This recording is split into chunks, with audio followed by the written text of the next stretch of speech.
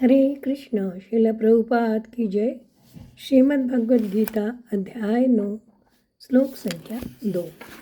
राजविद्या राजगुह्यं पवित्रम् इदमुत्तमं प्रत्यक्षावगम धर्म्यं सुसुखं कर्तुम् अव्ययम्।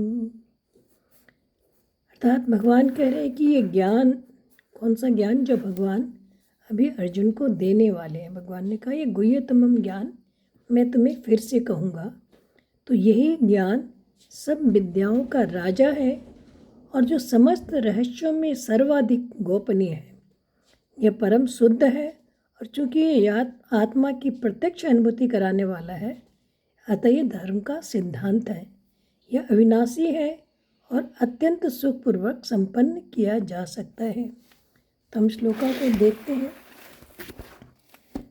भगवद गीता का ये अध्याय जो है संपूर्ण विद्याओं का, संपूर्ण ज्ञान का सार है। तो यहाँ भगवान बता रहे हैं, जो पिछले श्लोक में भगवान ने बताया कि इस ज्ञान को मैं विज्ञान सहित कहूँगा और इसके प्रभाव से अशुभ से तुम मुक्त हो जाओगे।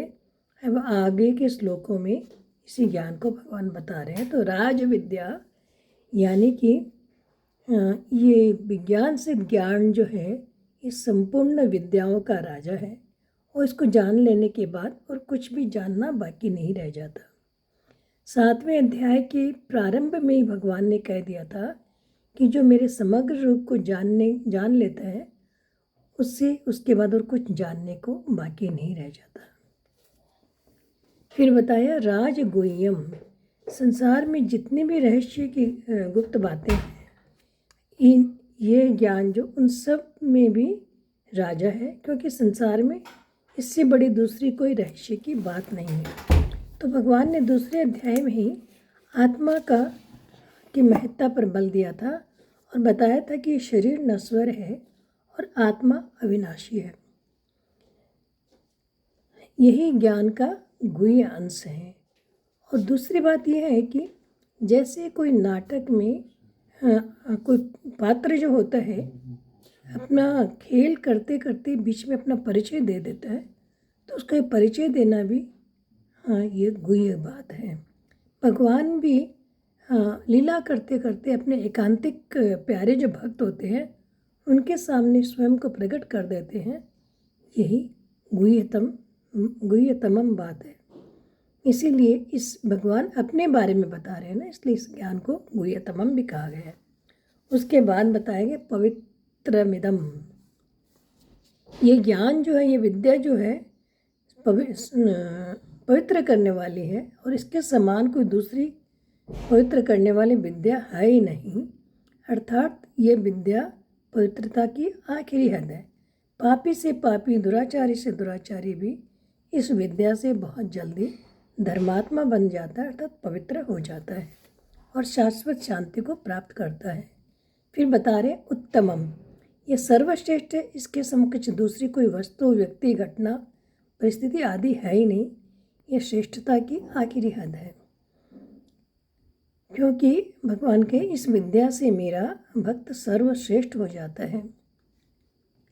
प्रत्यक्षा अवगम, और इसका जो फल है वो भी प्रत्यक्ष प्राप्त होता है। जो मनुष्य इस बात को जितना जानेगा वह उतना ही अपने आप में विलक्षण अनुभूति का अनुभव करेगा।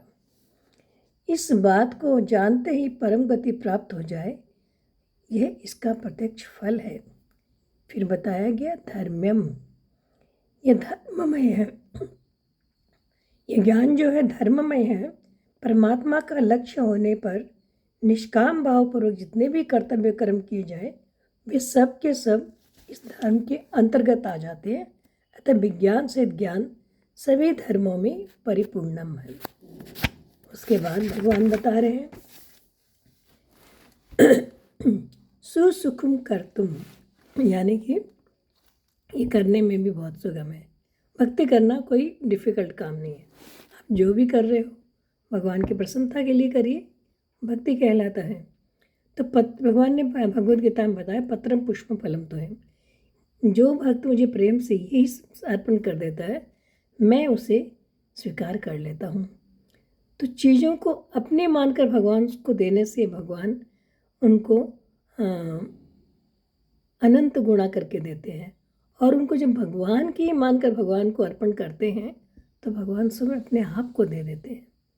तो इसमें क्या परिश्रम करना पड़ा, सिर्फ मानना ही है ये भगवान जो कुछ है सो तेरा है।